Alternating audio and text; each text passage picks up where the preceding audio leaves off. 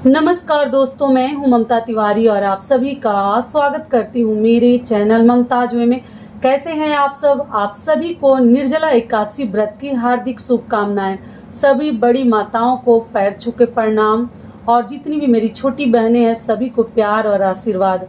कैसा जा रहा आप लोगों का व्रत, जरूर कमेंट्स करके बताइएगा। तो चलिए, पारण के दिन के, निर्जला एकादशी पारण के दिन के सभी महत्वपूर्ण नियम विधि जानेंगे। साथ में ये भी जानेंगे जो लोग भी 17 तारीख को व्रत रखे थे, 17 जून को, उन्हें पारण कब करनी है। आप लोगों का ये प्रश्न बहुत अधिक आ रहा है।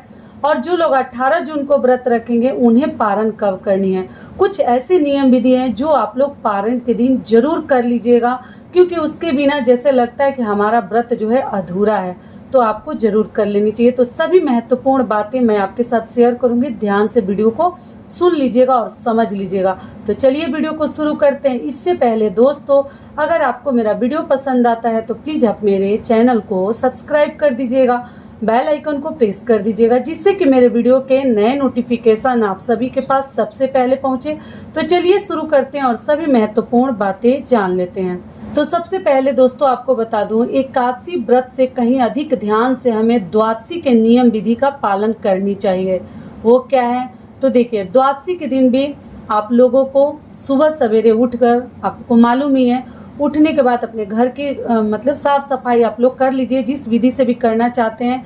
जो लोग बिना जल का कल का व्रत रखे हैं तो बहुत सारा कार्य तो हमसे होता नहीं है, या कल भी जो करेंगे तो आप देख लीजिएगा, जितना आपका सामर्थ्य है उतना ही कर लीजिएगा। बहुत अधिक कार्य में मत लग जाइएगा, क्योंकि गर्मी बहुत अधिक है और बिना पानी का आप जो लोग व्रत करेंगे बहुत अधिक कठिन है। तो इतना कार्य वगैरह तो होगा नहीं, लेकिन नियम विधि कर लीजिएगा। घर को हमें स्वच्छ कर लेनी है। करने के उपरांत आप जो है साफ स्वच्छ वस्त्र धारण कर लीजिएगा। उसके बाद से आपको सूर्य नारायण को जल दे दीजिएगा। सूर्य भगवान को जल हमें जरूर देनी है व्रत त्योहार में, और ऐसे भी देनी चाहिए। उसके बाद आपको आगे क्या करनी है कि विष्णु भगवान की दोबारा से हम पूजा करेंगे। ठीक है, पूजा रूम को कम से कम पोंछ लीजिए। बाकी घर की साफ सफाई, मान लीजिए झाड़ू केवल लगा लीजिए, नहीं हो पा रहा है तो अपने पूजा मंदिर को या जहाँ भी पूजा का स्थान आपने चौकी स्थापित किया उस जगह को पोंछ लीजिएगा।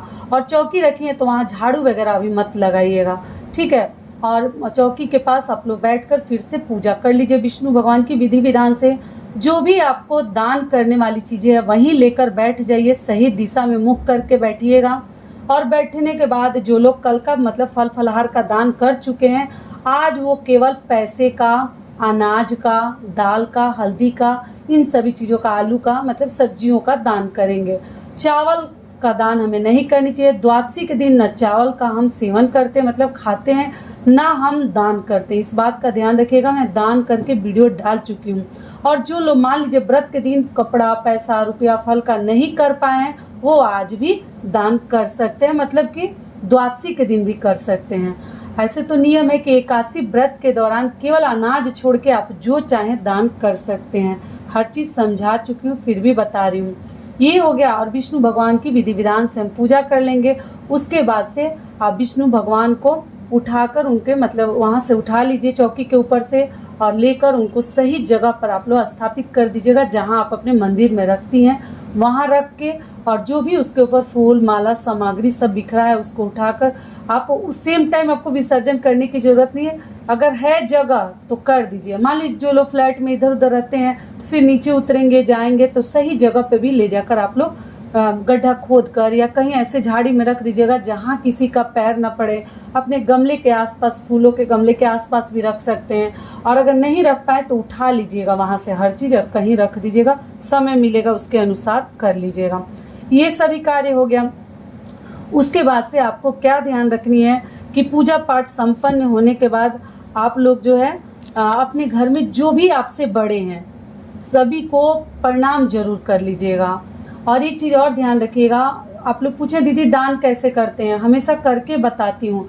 दान, जो भी चीज़ें आपको दान करनी है एक जगह इकट्ठे रख लीजिएगा, और रख कर विष्णु भगवान के नाम से 3 बार आचमन करके या 2 बार हम जल को घुमा देते हैं। ठीक है, जैसे घड़ी की सुई चलती है ना, वैसे घुमाकर अब विष्णु भगवान का नाम लेते हुए हमें प्रणाम कर लेनी चाहिए। जो गलती चूक हमसे हुई है उसके लिए माफ़ी मांग लेनी चाहिए।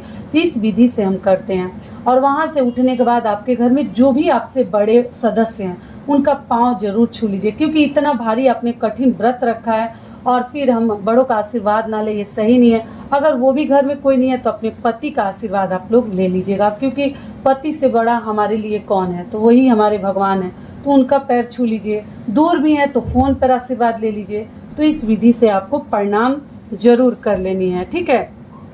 और सबसे पहला आप लोगों का प्रश्न है कि दीदी जैसे हम लोग दातुन का प्रयोग कर सकते हैं, तो देखिए निर्जला एकादशी में पारण के दिन भी आप लोग ध्यान रखिएगा कि जो लोग मान लीजिए बहुत सारे लोग दातुन तो करते हैं और बहुत सारे लोग हैं कुछ लोग कि नहीं करते हैं, तो आप दातुन का प्रयोग ना करें। जूठा ब्रश वगैरह मुख में मत डालिएगा। आप लोग क्या कीजिएगा, उंगली से मुंह को धो लीजिएगा। धोने के बाद आप जो है पारण जब कर लीजिएगा तब अच्छे से आप लोग फिर से दांत को साफ कर सकते हैं पेस्ट और ब्रश के द्वारा। सुबह केवल कुल्ला कर लीजिएगा और उंगली से दांतों को साफ कर लीजिएगा। चलो आज के दिन व्रत रखी हैं। कई ऐसी बहनें पूछी हैं दीदी हम निर्जला एकादशी का व्रत नहीं रख सकते, इतना हमसे सहन नहीं होगा, तो क्या हम फलाहार कर सकते हैं? तो देखिए आप जाके पीछे वीडियो चेकआउट कीजिएगा, कब से ये चीज़ मैं आपको समझाते आ रही हूँ कि जैसे आपसे होता है, जिस विधि से भी आपसे होता है उसी विधि से आपको व्रत रखनी है। अगर नहीं रहा जाता है तो आप क्या कीजिएगा, शाम को भी आप लोग 12 बजे के बाद भी जल ग्रहण कर सकती हैं रात को। और जिनसे नहीं रहा जाता है वो फल फलाहार पे कर सकते हैं, जो भी फलाहारी चीज़ें खाकर भी आप लोग एकादशी का व्रत रख सकती हैं। और जिनसे थोड़ा सा और रहा जाता है जैसे 12 घंटे का, तो आप लोग क्या कीजिएगा, सुबह से लेकर शाम को, अगर मान लीजिए कि शाम को प्यास लग जाती है नहीं रहा जाता है, तो थाली में पानी रख दीजिएगा, ज़मीन पर लेट जाइएगा और फिर हमें पशु बनकर पानी पी लेनी है। तो आपका व्रत जो है वो निर्जला ही माना जाएगा और आप पानी भी पी लीजिएगा, जल भी ग्रहण कर लीजिएगा। तो 3-4 विधि से मैं बता चुकी हूँ। जिस विधि से आपका शारीरिक क्षमता है देख लीजिएगा, कभी जोर जबरदस्ती मत कीजिएगा कि तबीयत खराब हो जाए। अगर आप स्वस्थ हैं, सही हैं, तो आप कर सकती हैं, क्योंकि ये सर्वश्रेष्ठ एकादशी है। पूजा विधि का भी वीडियो डाल चुकी हूँ, दान का भी डाल चुकी हूँ, कथा का भी डाल चुकी हूँ। आप लोग चैनल पे चेकआउट कीजिएगा, जो चीज़ आप लोग मांगी हैं हर चीज़ का वीडियोज मैं डाल चुकी हूँ। इस विधि से आप लोग जो लोग भी आज व्रत रखी हैं कर लीजिएगा जैसे आपसे होता है। और अगले दिन पारण का नियम विधि भी आपको बता दी। और कलश का दान आप लोग पूछे हैं, तो देखिए अगर आपको मिट्टी का कलश मिल गया है तब तो आज के दिन कलश का भी दान कर सकती हैं, व्रत में भी कर सकती हैं, और जिनका आज पारण है वो भी कर सकती हैं। जो चीज़ आप उस दिन नहीं कर पाई हैं वो पारण के दिन भी आप लोग कर सकती हैं। केवल व्रत के दिन हमें यही ध्यान रखनी चाहिए कि हमें जो है अनाज का, अन्न का दान नहीं करनी है, ना भोग लगानी है, ठीक है। और मिठाई वगैरह आप लोग व्रत में मत खाइएगा। विष्णु भगवान को भी घर में अगर कुछ मिठाई वगैरह बनाई है तभी भोग लगाइएगा, क्योंकि उसमें भी अनाज रहता है, अन्न रहता है, मैदा वगैरह मिलाए रखते हैं, इसीलिए हम लोग तो मिठाई का भोग नहीं लगाते हैं। आप अपना देख लीजिएगा, खाइएगा भी मत। कई ऐसी बहनें पूछी हैं कि दीदी मिठाई खा सकते हो, तो अगर घर में बनाई है शुद्ध दूध से या देख लीजिएगा तब आप लोग खाइएगा। ऐसे बाहर की चीज़ों का कोई प्रमाण नहीं है, आप ध्यान रखिएगा। तो ये सभी कार्य जो है हम एकादशी के पारण के भी नियम विधि बता दी। लोगों ने पूछा है कि दीदी दक्षिणा और दान देने का कहीं मतलब जगह नहीं है, स्थान नहीं है, तो किसको दे, क्या करें?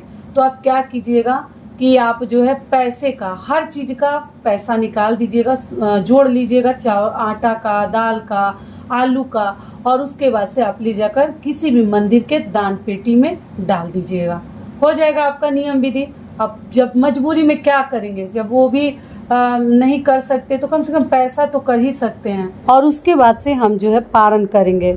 तो पारण में देखिए जिनके यहाँ चावल खाया जाता है आप लोग चावल खा लीजिएगा, लेकिन हम लोग न चावल का दान करते हैं न चावल हम लोग खाते हैं। शुद्ध सात्विक भोजन हमें द्वादशी के दिन पारण में करनी है। और अगर आप शुद्धता को ध्यान में रखकर तो हम बनाएंगे तो विष्णु भगवान के नाम से भोग भी लगा सकती हैं, तुलसी दल डालकर भोग भी लगा सकती हैं। और खाने से पहले, भोजन करने से पहले ध्यान रखिएगा, या तो गौ के लिए या तो पक्षियों के लिए या अपने घर के बहू बेटियों बच्चों के लिए कुछ न कुछ पहला निवाला हमें निकाल देनी चाहिए, जिसको कि अग्रासन और ग्रास के नाम से हम जानते हैं। जरूर निकाल कर एक प्लेट में रख दीजिएगा। उसके बाद ही आपको भोजन करनी चाहिए विष्णु भगवान का नाम लेते हुए। और साथ में ये भी ध्यान रखिएगा कि भोजन आपको केवल एक समय ही करनी है। जब भी कर रहे हैं तुलसी पत्र और गंगा जल मुख में डाल लीजिएगा। अगर भोजन तैयार नहीं है तो आपका पारण का नियम विधि हो जाएगा। और जब कभी भी आप संपूर्ण भोजन करने बैठते हैं हर चीज लेकर, तो एक समय ही आपको भोजन करनी है द्वादशी के दिन, और शाम को डायरेक्ट फिर आपको भोजन करनी है। बीच में भूख लगती है तो आप लोग जो है फल फलहार चाय जूस ये सब ले सकते हैं, शरबत वगैरह, लेकिन आपको अन्न एक बार ही खानी है। और रात्रि से आप जो चाहें, चावल हो, लहसुन प्याज हो, सरसों तेल हो, ये सब चीजें खा सकते हैं। द्वादशी के पारण में आप लोगों को सरसों तेल नहीं खानी है, न मसूर की दाल खानी है, रोटी वगैरह खानी है। रोटी सब्जी, आलू की सब्जी हो गया, लौकी की सब्जी हो गया, यही सब खाते हैं। घी में बना हुआ भोजन खाते हैं, या रिफाइंड ऑयल में भी आप लोग मूंगफली का तेल और सूर्यमुखी का तेल केवल लीजिएगा। तो इस विधि से हम पारण करेंगे, ठीक है। और सोइएगा मत, द्वादशी के दिन भी सोते नहीं है। जब कुछ मजबूरी हो, शरीर साथ नहीं दे रहा हो, तभी आपको सोनी चाहिए। और एक चीज और ध्यान रखिएगा, आप लोग पूछे हैं दीदी तुलसी जी में जल डाले या ना डाले, तो आज के दिन पूरे दिन मत डालिएगा। ऐसे तो आज द्वादशी पूरे दिन है, सुबह से ही लग गई है, तो आप लोग शाम को तुलसी जी में जल डाल दीजिएगा, क्योंकि तुलसी जी हमारी सूख जाएंगी। और दान करके सेम टाइम अगर आपको ब्राह्मण मिल जाते हैं तो आप लोग दे दीजिएगा, नहीं मिलते हैं तो शाम तक भी दे सकती हैं या कल भी आप लोग दे सकते हैं। सारी बातें क्लियर हो गई।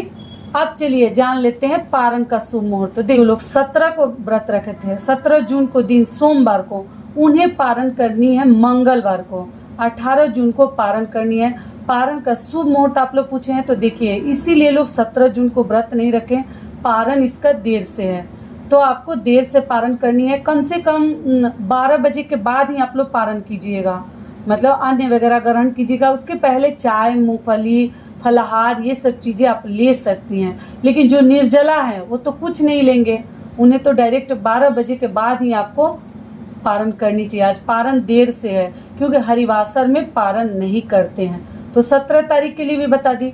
18 तारीख को जो व्रत रखेंगे उन्हें पारण कब करनी है। और निर्जला एकादशी पारण का शुभ मुहूर्त जान लीजिए, 19 जून को दिन बुधवार को सुबह 5:24 से लेकर 7:28 तक आप लोग पारण कर सकते हैं।